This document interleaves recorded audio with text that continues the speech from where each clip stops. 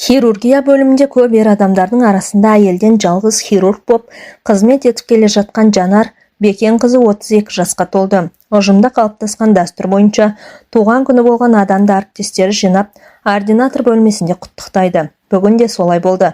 Жанарға бір шоқ алқызыл гүл ұсынып, ұжымдағылар қысқаша жүрек жар тілектерін айтты.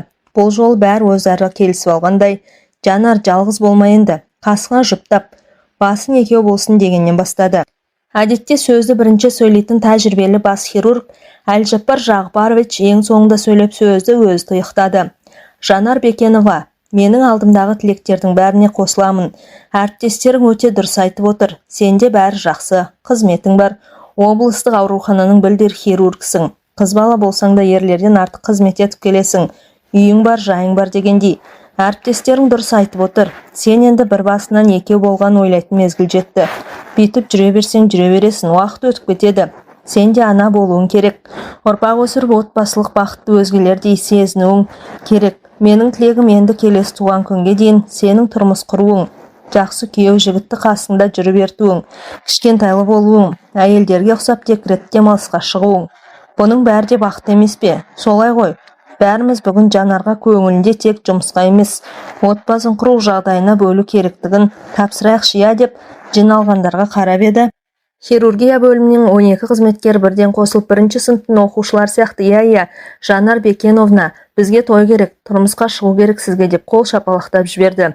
Туған күйі иесі болғандықтан соңғы кезекшілікте болып ауыр операциядан қажығандық па, Жанардың бүгін көңіл күйі жоқ. Сондықтан құттықтаушылардың сөздеріне жылда айтылып жүрген сөздерде көңілде аудырған жоқ.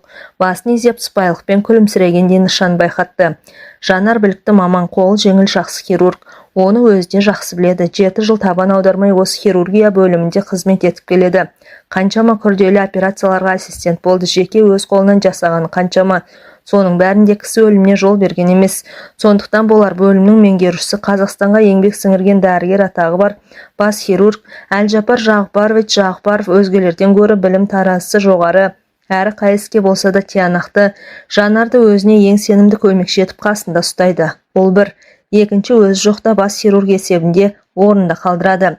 Менің білетін Жанар Бекенқызы бір айдан бері демалыссыз жұмыс істеп жүр. Бүгін туған күніне менің Жанар Бекенқызына берер сыйлығым осы сенбі жексенбіде қатар 2 күн демалыс беретінді хабарлаймын деді жиналғандарға.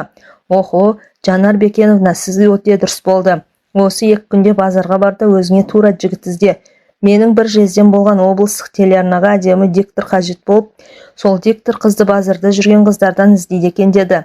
Аға медбике ажарына әзілдей күліп, Жанарға естен шығып бара жатып, Жанар Бекеновна, алыстан іздеп қайтесің, жүрген жоқпыз ба деп күнде қасында, мен де күйеу бола аламын деп, өзімен бірге қызметтегі Нұрдәулет те жымыңдай қалды. Нұрдәулет, сұлу жап-жас келіншегіңді қайтесің дей қалды. Мақпал бұны естіп, сұлулығын қайтейін, қызғаншақтығынан күнде ажырасқым келеді ғой. Әй, сендер не білесіңдер, қызғаншақтық деген ауруға операция жасаса ғой.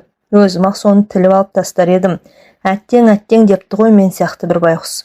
Күйеуінің бар, сенен де күйеуі жоқ. Жанардан да, медбике Қарлығаштан да құдай-ау, осы хирургияның сырғасы бар, барлық қыздарынан қызғанып миымды жейді ғой тіпті. Менің скапелмен оның тіл өткір. Күнде бейтіп мен реп, бейтіп мен сояды ғой деп, қолын кескілегенді көрсетіп қойды маған. Үндемейтін осы Жанар Бекеновнадай адам керек. Ай еркектер, өзінің де бір бәлең бар шығар қызғанатын. Бір негіз болған ғой. О баста негізсіз ешнәрсе болмайды деп Мақпал әрі әкетті. Жанар бұл әзілдерге не деп жауап беруді орынсыз санады. Рас, бүгін бастық босатып тұрғанда үйге барып демалып алайын деген оймен тездетіп, қолына ұжымы берген гүлін ұстап, киініп сыртқа шықты. Менің тұрмысқа шығу мәселем кәдімгідей күн тәртібіне қаралады ғой. Неге бүйтті екен? Бәрі бүгінде бойлады. Үйге келген соң гүлді вазадағы суға қойып жатып Жанар. Ана Мақпалды айтсайшы. Бір негіз болған ғой о баста деді. Менің де тұрмысқа шықпауыма негіз барын, жанымның ешкім білмейтін құпиясын қайдан білсін бәрі. Түрмеге түссем не болар еді? Тағдырым, тұрмысқа шығу керек.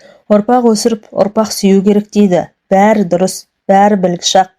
Жанар сол 1998 жылы Қызылорда медколледжінің 2-ші курсында оқып жүрген. Жасы әлі 18-ге де толған жоқ. Кітапханадан енді шығып, 2-ші шағын ауданындағы үйіне қайтуға автобустың аялдамасына жақындай берген. Бір жеңіл қара машина тұсынан тоқтай қалды. Қарындас, Бұрынғы Гоголь, қазіргі Қорқыт ата университет қай жерде? Айтып сілтеп жібересіз бе деді. Бір жақ кабинеттен шыққан бұйра бас жігіт. Тура алдыңыздағы көшеден солға бұрылсаңыздар тиіп тұр. Қарындас, сізге қиын болмаса келіп машинаға отырып, сол жерге дейін бірге барып көрсетіңізші. Сырттан келіп едік. Айналып таба алмай жүрміз деді жаңағы жігіт. Ақ көңілділіктің, кісіге сенгіштіктің, адалдықтың, тазалықтың қаншалықты шектеулі екенін ешкім білмейді екен ғой. Жанар еш бөтен ойсыз машинаның артқы жақ салонының ашылған есігіне тақай бергенде ішкі жақтан бір әулетті қол өзіне Жанарды тартып алды. Есік сарт етіп қалай тез ашылды да, солай сарт етіп тез жабылды. Жуан жалпақ Алхан Жанардың аузын басты. Басын бір нәрсемен жапты. Жапқан нәрсенің иісі қандай еді, жаман. Адам тұншықтырады. Мен қарақшылардың қолына түстім. Олар мені зорлайды, сосын өлтіреді. Болды, Жанардың да ойы осы кезде. Неге ғана отырдым екен? Еркектің қолы сыртынан қапсыра, қысқанымен қоймай өзінен басқа ешкімнің саусағы тимеген қос анарын езгілей бастады. Жанардың шығарда жаны қалмады. Ышқынып бұлқынды. Жіберіңдер деген сөзді айтып жатыр. Бірақ ол сөз аузынан шығып жатпаған секілді. Мүмкін бет аузын байлаған матада Жанар білмейтін дәрі бар ма? Жанар осыны ойлағаннан біледі. Басқасын білмеді. Жанар бір уақытта көзін ашты. Денесі зіл басқан ауыр. Қозғалтпайды. Киіз үйде. Жазылған диванның үстінде. Түңілік ашық тірі. Қасында бір еркек қорылдап жатыр. Бүйтіп тірі қалғаным құрсын. Бұдан да мені өлтіргендер дұрыс еді. Бар қазынасынан, пәктігінен айырылғанын білді. Екі аяғын біріне бір қоса алмайды. Аяғы да екі қарыда қарысып қалған сынды. Үстінде ұлпа жоқ. Жалаңаш қалыпты. Бұл кейпі өзін мүлде шошытты. Жалмажан киімін іздегендей болып еді. Құлағы шыңылдап басы айналып кетті. Менің тұруым керек, мезгіл қай мезгіл, қашуым керек. Әзірге аяқ қолым боста. Бұл жерден тезірек құтылуым керек болды. Жанардан бірден ойлағаны. Тұрғысы келді, тағы да басы айналды. Енді жатып жан-жағына көз жүгіртті. Киіз үйде жерде босаға жақта бір адамның қорылы естіледі. Көзі бұлдырап жетпеді. Сандық емес, мүмкін кебеже үстіме. Тізілген арақтар тұр. Еті бар табақ көрінгендей болды ма? Жанардың тағы көзі көрмей басы айналды. Ең болмаса бір жерге су табылса ғой. Түре келіп жаңағы арақ тұрған жерге жақындады. Тағы да басы айналды. Жерге құлап түсті. Құлағанда құлағы жерге тиді. Алыстан иттің шәуілдеген үні естілді. Орнынан екпектеп тағы жылжығанда тізесі бір пластикалық құтыға тиді. Ойпырмай, ішінде суы бар құты екен. Тығындаулы. Сол тығынды бұрап ашалса ішенді. Саусағында әл жоқ. Тіспен бұрады ашылмады. Ындыны кеуіп мүлде әлсіріп барады. Бір кезде ашылды. Жанар қылқылдатып жұта бастады. Су ішкен сайын көз алдының кіркеулдегені кетіп, басының ауырғаны азая бастаған секілді болды. Құмары қанғанша ішті. Диванда өзімен қатар жатқан еркек мүлде ересек адамға ұқсайды. Екеуі де қорылға басқан. Жанар орнынан тұрып көрді. Санасы енден орнына келе бастағандай. Киімім қайда екен? Өз жатқан жерде әбден жыртылған. Үстіне қайыра киетін киім емес. Дивандағы еркектің бас жағында бір көйлек көрді. Ер адамның көйлегі. Жанар денесіне кигенде ол тізесіне дейін жетті. Таң енді қылаң атып келеді. Аяғына киетін еш нәрсе жоқ, жалаң аяқ. Киіз үй есігі қаусырылмаған, ашық. Жаймен сыртқа қарады. Бөтен біреу көріп қалса қайтадан орнына жата қалмақшы болды. Жаңағы су толы құтыны қолына алды. Жанар өз сөмкесін іздеді. Зачет кітапшасы бар, сөмке қайда? Киіз үйден сыртқа шыға бергенде бір ала мысық мияулап тура алдын кесті. Жанар тағы шегінді. Маңайдың бәрі жейде, қалың ағаш, екі жеңіл машина көрінді. Қайсысы кешегі өзін алып қашқан машина? Жанардың ала көлеңкеде көзі жетпеді. Жанар енді байқады. Бұл жерден әрірек бірнеше киіз үйлердің төбесі көрінді. Аяғына шөңгелер кіріп жүргізбейді. Ешкім тұрмаса екен, ешкім оянбаса екен деп машинаның біріне жақындап қарады. Кешегі бұйра бас жігіт шалқайып машинада ұйқыны соғып жатыр. Жанар қайыра киіз үй жаққа адымдады. Қолына бір қару алмақшы. Табақтың қасында пышақ болу керек қой.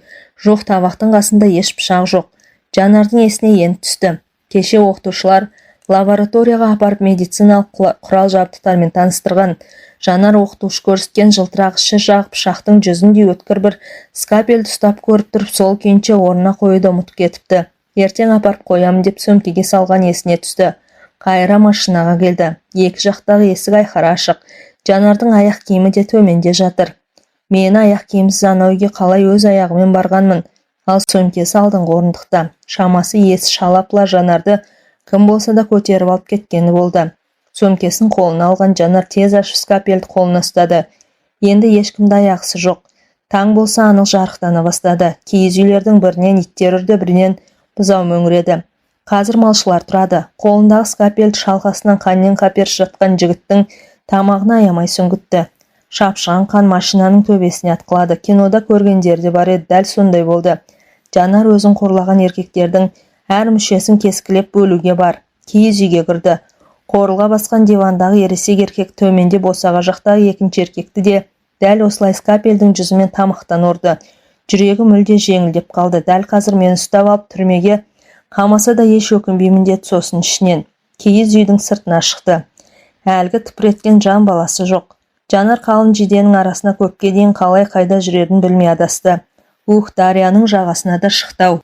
Енді адаспаспын деп ойлады. Жүзуді жас кезінен білетін Жанар Дарияның арғы жақ ебін көзін шалды. Бұл жерден тек Дария ғана құтқарады. Қай жерде тұрғанын, қалай жолға шығудың ретін білмеді. Үсті болса жалаңаш, тор көйлектен басқа лыпа жоқ. Өлсем өлемін, өлмесем арғы бетте осы жерден шығамын деп Жанар мойнына сөмкесін іліп Дарияға жақа барды. Көп жүзме, аз жүзме, Жанар Дарияның тұңғынық ағысының өзінде әбден әлсіреп шаршады. Түндегі көрген зорлығы бар, денесі дене емес, жаныс тақтай сияқты икемге келмейді. Ит жүзсе де салды. Құлаштап та көрді, шалқалап та көрді, бірақ аяғы да қолы да зілдей болып ауыр өзіне бағынбай қойды. Жанардың байқауынша Дария өз тұңғиығына тереңдеп алып бара жатқандай көрінді. Қайта-қайта аузына су кетіп қала берді. Басын судан көтергісі келеді, бірақ әл жоқ. Алыстан біреудің талып шыққан даусы ма, өзінің су толып кеткен құлағындағы бір дыбыс па, бір нәрсе естіледі. Менің бұл ақырғы сәтім болар деді Жанар. Жоқ, ақырғы сәт емес екен, көре жарығы бар болып шықты. Біреу қолынан тартып қайыққа салды. Ет бетінен жатқызып ішке кеткен суын құсқызды. Жанар көзін аша алмады. Құтқарушы бетін шапалақтап, қане аш көзіңді аш дей береді бұйрықпен. Жанар көзін ашалар емес, қатты шаршағандықтан немесе әлі болмағандықтан шығар, көзіне ұйық тірелгендей кірпігін қозғалта алмады. Алғашқыда алыстан естілген дауыс енді жақыннан шыққандай болды. Жанар кірпігін қозғалтып көзін ашты. Құтқарушы қатты қуанды. Тірілдің. Енді жақсы болды. Туы қорыққанымдай мүлде. Соншама қайықпен жүзіп жеткенімде көмектесе алмай өлтіріп алдым ба деп қорқып едім. Көзіңді аштым деді құтқарушы қолындағы ескегін құлаштай сермеп. Жанардың үстінде құтқарушы жылынсын деген болуы керек. Өзінің футболкасын жапты. Күн көзі біраз шығыпты. Бірақ Дария әлде салқын. Жанар дірілдеп жаурап тісіне тимей қалшылдана бастады. Құтқарушы оның бетіне қайта-қайта үңіліп кеудесін тыңдап қояды. Ләм-мим деп тіл қатпай, ескегін құлаштап сермей берді. Апа деп дауыстады құтқарушы иығында қызды үйге көтеріп келе жатып. Тездетіп от жақшы, мына қыз әйтпесе өледі. Дариядан бір батып бір шығып қалқып жүргеннен тауып алдым. Дария құлаған ба, жоқ біреу құлатып тастаған ба білмеймін. Әйтеуір тірі. Ойбай құдай, не дейді құлыным-ау, қазір балам, қазір деп Шайкүл апа қалбалақтап қараша үйдің ішінде сексеуілді лапылдатып жағып, шетіне көрпеше төсеп оған Жанарда келді. Аяқ қолы көк көмбек. Сорлының жаны жоқ сияқты. Әй, Жомарт қайдасың? Кел бері, ысқыла. Мен ыстық шай әкелейін. Шала жансар ес білетін Жанар Жомарт дегенде естіп қалды. Бір жұмсақ алақан сірескен аяқ қолын сықылай берді. Қызым-ай, көзіңді аш жаным, мына бір шайден бір ұрттас ішіңе жылу барсын деп әйел дауыс Жанардың иығын көтерді. Жанар ішті. Қане қызым, тағы ұртта, тәуір боласың. Жанар тағы ұрттағандай болды. Бір ұйқы басып тұр, көзін жұмып ұйықтағысы келеді. Қасындағылар оған мүмкіндік бермей жатыр. Апа, майда ысытшы, қойдың майынше, ысқылайық, кеудесін сен ысқыла, аяғын мен ысқылайын деді құтқарушы.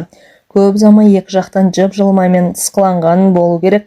Жанардың қалшылдаған денесі құрыс тырыстан жазылып балбырап сала берді. Маңдайы да жіпсігендей болды. Үстіне қалың көрпе жабылды. Сорлығы шамалы демін алсын. Біреуге суға тастап жіберген болу керек. Үстінде ұлпа жоқ қой. Кигені еркек көйлек. Өз көйлек емес, меніңше бұл қыз бір жерден қашып шыққан.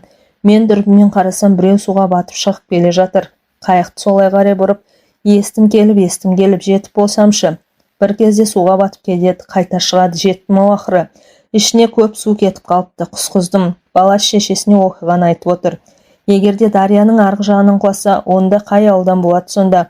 Ол жақта ауыл алыс қой, ана дачалар бар ғой апа. Бастықтардың дачасы ше. Ендеше солардың бір бәле басы бар. Құтырғандар кім біледі, бәлесінен Аллах. Мына қыз өзіне келсін. Ешкімге еш нәрсе демейік, қалада ма басқа жақта тұра ма білейік. Жарықтығым-ай, сүйкімді қыз, әке-шешесі іздеп ішкендері ірің болды бұл күндері. Апарып жеткізіп сал, ешкім көрмесін, білмесін. Сол дұрыс балам, жан-жағымыз тыныш болсын. Жанар сол жатқаннан түстен кейін ғана тұрды. Көз алды ісіп кетіп, Жомарттың анасы Шайкүл апа ыстық нан жауып сорпа ішкізіп лапша істеп дайын отырған. Құдайың бар екен, айналайын, аман қалдың, енді бар ғой. Мына ыстық шай іш, ішіңе тамақ болсын, лапша іш, әлденіп ал, қаймақта бар, бәрі бар. Қалағаныңды іш өзің, деді елпілдей. Жанарға бұл апай қатты ұнады, басын тек изей берді. Ішемін ғой деген еді. Шайды да тамақты да ішті. Апа бұл қай жер еді, деді сосын. Мына жер ғой, қаладан қашық емес. Қалалықсың ба? Қала тиіп тұр. Бөгеттің бергі беті ғой. Жазда қоңыр күзге дейін азын-аулақ малымызды осы жерде ұстап, қыста қалада боламыз. Мені құтқарған сіздің балаңыз ба? Ол қайда қазір, апай, деді Жанар. Иә, менің балам Жомарт қой. Күнде ертең мен таңертең қайықпен балық аулайтын әдеті бар. Сенің өмірің ұзақ болады екен. Егер Жомарт балық аулауға шықпаса, дүрбісімен сені көрмесе қиын болады екен жағдайың, қызым. Бағана таңертең қатты қорықтым сені көргенде. Енді бәрі дұрыс болады, қызым. Қазір Жомартжан келеді, деді Шайкүл. Бұдан әр Жанардан ештеңе сұрамастан. Қалада немере қызым бар. Осында келіп тұрады демалыс күндері. Мына киім соныкі. Қазір қыздар шалбар киіп жүреді ғой. Шалбар мен кофта. Саған шақ болып қалар. Үстіңе соны киіп ал, ұялма. Қаладан шығарсың, иә? Жомартжан сені апарып тастайды. Иә, апа, мен қаладанмын. Апа, бұл жақсылықты ұмытпайын ешқашанда, деп жауап қатты Жанар. Көзіне бұршақтап жас төгілді. Оны көрсетпей теріс бұрылды. Байыған қазақтардың еріккен кезінде қыздар ұстап алып саяжайда жасайтын зорлықтарын сол маңайдағылардың көбісі сезеді екен. Сезсе тұрса да зиян тиіп кетіп жүрер ме деп үндемеген. Ал жалпы көпшілік байкештердің бұл сорақ қылықтарының хабарсыз болған. 3 адамның өлімі отбасыларына, туған туыстарына ғана белгілі болды. Қаланың қалың көпшілігіне жарияда етілмеді. Бұқаралық ақпарат құралдарының, телеарналардың журналистері бұған шу көтеріп қалам тартпады. Туған туыстарды қаншерді табамыз деп тергеуді кінәлады. Жанар бір күн бір түн үйде болған жайын совхозда бір қыздың туған күні болып, содан ол жақта ауырып жете алмайдың деп әке-шешесін сендірді. Әкесі бекен Жанарға алғашқыда ескертіп кетпегенін көрген сықылық деп балап қатты ұрысты. Содан кейін қызының түр әлпетін көріп, ауырып қалғанын көріп өбектей бастады. Сабаққа әзірге бармай тұруға кеңес берді. Жанардың зачет кітапшасы бар, скапель бар, сөмкесі тар, аяғысында бір батып бір шығып жүргенде мойнынан шығып кеткен. Зачет кітапшасын жоғалту да жақсы болмады. Оны қайыра алу оңайға соқпасы белгілі. Бір апта сабаққа қатыспаған күндерде Жанар өзіне жоспар құрды. Онысы осы қаланың білікті әйелдер дәрігеріне көрініп екіқабат болып қалу қаупінен сақтану. Бұның және шешесіне таныстарымен бірге оқитын қыздарға білдірмеу. Барынша құпия ұстау. 1,5 айдан кейін бұл мәселе ауыр шешілді. Дәрігер Жанарға дәл қазір емделмесе, болашақ ана болудың екіталы екеніне күмән келтірді. Жатыр мойны қатты жыртылып зақымға ұшыраған, инфекциялық қауіп төніп тұрғанын хабарлады. 18-де бір гүлі ашылмаған Жанар зорлықшылардың сол әрекеттерінен көп зардап шегіп ұзақ емделді. Алда көрер бақытын мүлде жоғалтып ала жаздады. 20 жасында Жанар Қызылорда колледжін қызыл дипломмен бітіріп, Ақтөбенің медициналық университетіне қиналмай оқуға түсті. 6 жыл мұнда да кешке ауруханада жұмыс істеп, күндіз сабағын оқып, өзінің медицина саласында білікті маман екендігін көрсетті. Міне енді оқу бітіре сала облыстық аурухананың өзінде қызмет еткеніне 7 жыл толып отырған осы. Көктей солған, гүлдей сезінген Жанар жеке басының бақытын ойлау, тұрмыс құру, тіпті балалы болуды шынында айтқанда менің болашағыма керек-ау деп мән бермепті де. Бастық берген 2 күн демалысын бір жақсы өткізгісі келіп, Жанар шаштаразға барып, желкеден қиылған шашын өзге түске боятты. Қою қара қасын тергізіп жіңішкелетті, тырнағын боятып, бетіне де косметологтардың ұсынысымен әрлендіретін маска жақты. Қысқасы, басқа елдердің апта сайын өздеріне жасайтын барлық сұлулық күтімін Жанар бүгін өзіне жасап көрді. Келген кезіңізден сіз анағұрлым жасардыңыз, тіпті өзіңізге мүлде ұқсамай кеттіңіз. Нағыз сұлу болдыңыз, деді шаштаразшы. Жанарға жапа тармағы сүйсініс білдірді. Нанбасаңыз, міне өзіңіз қараңыз айнаға. Жанар ол айтылғандарға елп ете қалып айнаға қарамады. Қызмет ақысын төлеп сыпайы қалыппен қыздарға рахмет айтып шығып кетті. Мен білем, бұл дәрігер хирург, жақсы хирург. Ағам мотоциклмен машинаға соқтығысып, авария жасағанда өлім аузынан алып қалған, деді. Бірі сыртынан танитындығын білдіріп.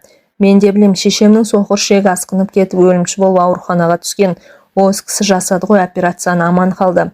Тұрмыс құрмаған дейді. Иә, өзі жақсы хирург, деді екіншісі.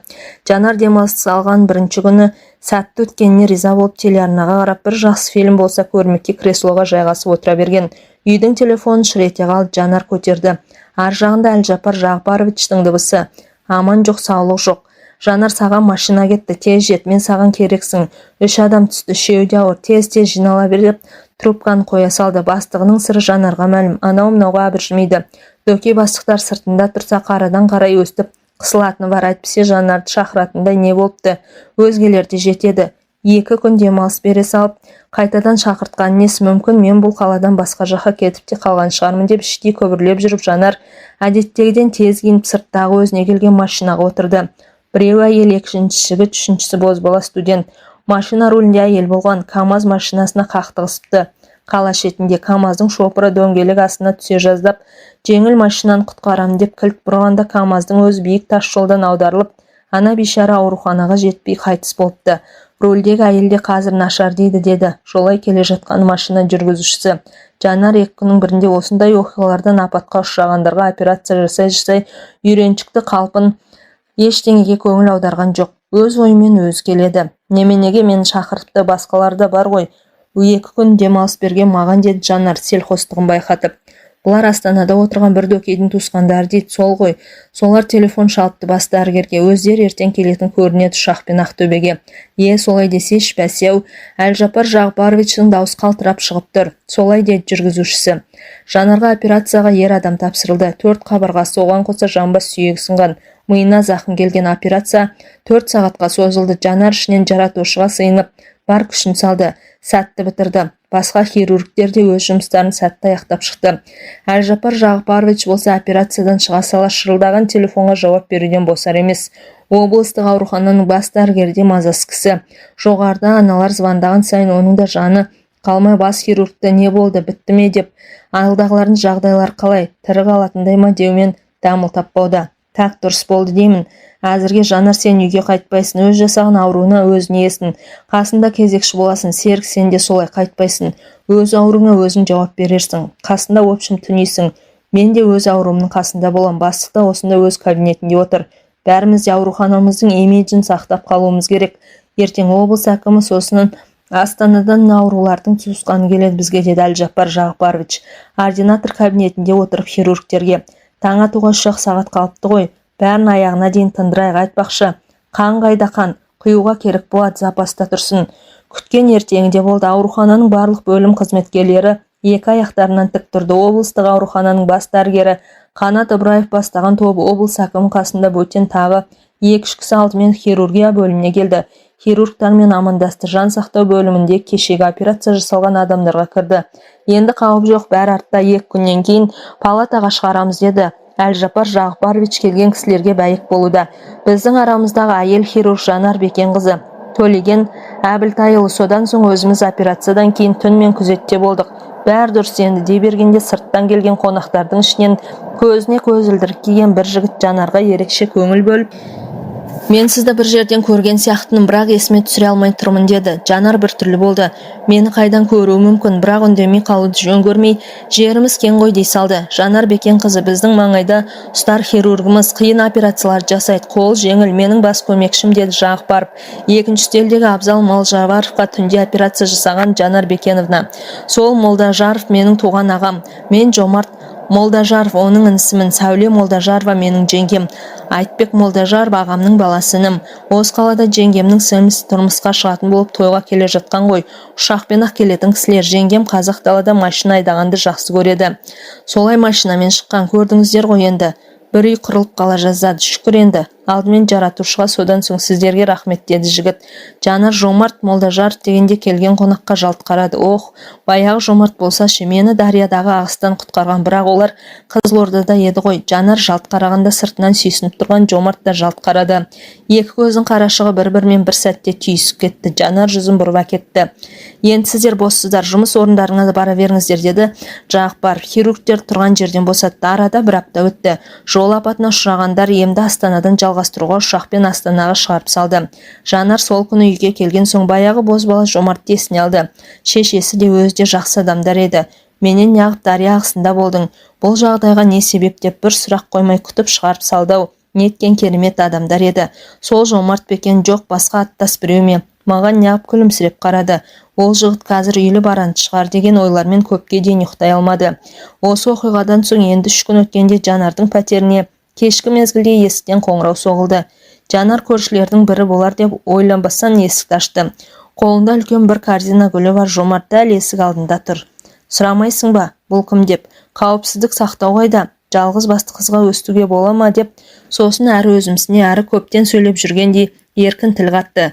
Ішке кіруге бола ма? Жанар қатты қуанып кетті және ойламаған жерден не айтарын білмей сасқалақтап қалды. Мен сені таптым ақыры, қанша жыл іздедім, қанша жыл Құдайдан сен кездестір деп сұрадым. Ағам мен жеңгемнің, інімнің апаты өкініш әрине, бірақ сол апат арқылы сені тапқаным қуаныш. Өмір деген міне осы Жанар, әрдайым алмасып тұрады деді ол. Ішке кірген соң корзина гүлді еденге қойып, Жанарға құшағын жая. Жанар өзі де білмеді.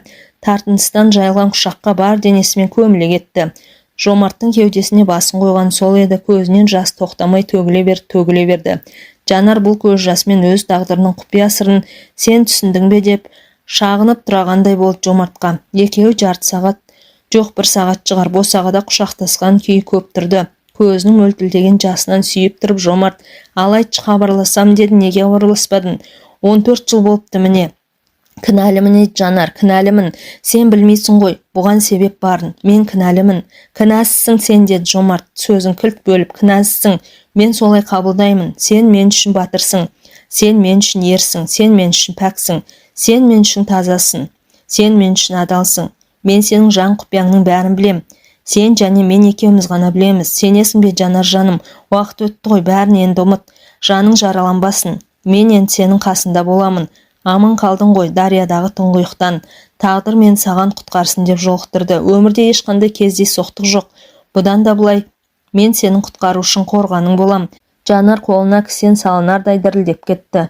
Мен жаңағы сөздің бәрін тектен текке айтқаным жоқ. Бәрін білген соң айттым. Сенің құпияң менде ғана. Сен қалай ішіңе сақтасаң, мен де сақтап келемін. Жомарт Жанарды бауырына тартып құшақтап бетінен маңдайынан сүйіп дірілін басты. Сөзін жалғастырды. Сені қалаға әкеп тастаған соң мен тыныш таппадым. Сенің зорлық көргенің белгіледі. Шынын айтқанда сол адамдарды тауып өз қолыммен өлтіргім келді. Сөйтіп қайықпен кешке арғы жағалауға шықтым. Арғы беттегі саяжайларға өттім. Сөйтсем ол жердегі адамдарда зәре жоқ. Түнде 3 адамды біреулер бауыздап кетіп деп бір-бірімен сыбырласып жүр. Өлген адамдардың кімдер екенін анықтап сұрастырып білдім. Бірі ірі бизнесмен, қаладағы сауда базасының директоры болған, екіншісі базардың бастығы, үшіншісі милиция полковнигі. Арасында наркодиспансердің дәрігері бар. Олар жас қыздарды машинамен ұрлайды. Қыздарға есінен шатастыратын дәрігер екен. Олар талай қыздар түнде ұрлап зорлық жасайтын болды. Міне үшеуін бірдей кім өлтірді деген сұрақ туады. Зәбір көруші өлтіреді әрине. Не соның ең жақын адам өлтіреді. Сенің сол күні дарияға өлу үшін құлауың да мүмкін, немесе олардан қашып шығу үшін де құлауың мүмкін ғой. Менің логикам осыған жетті. Есіңде ме, біз апам екеуміз сенен ештеңе сұрамадық. Сені қалаға кірер-бер саялдамаға шығарып салған соң мен кетіп қалғандай болдым да артыңнан жасырынып жүріп отырдым. Сен кірген қақпаны көрдім. Одан соң бірнеше күн сыртыңнан біреулер із кесіп жүрген жоқ па? Аулада отырған болып аңдыдым. Сенің зәбірлеп жүрегіңнің енді ешкімге ашылмайтынын білдім. Жан жарас жазылар уақытты күттім. Сөйтіп жүргенде мен Қарағандыға милиция мектебіне оқуға түстім.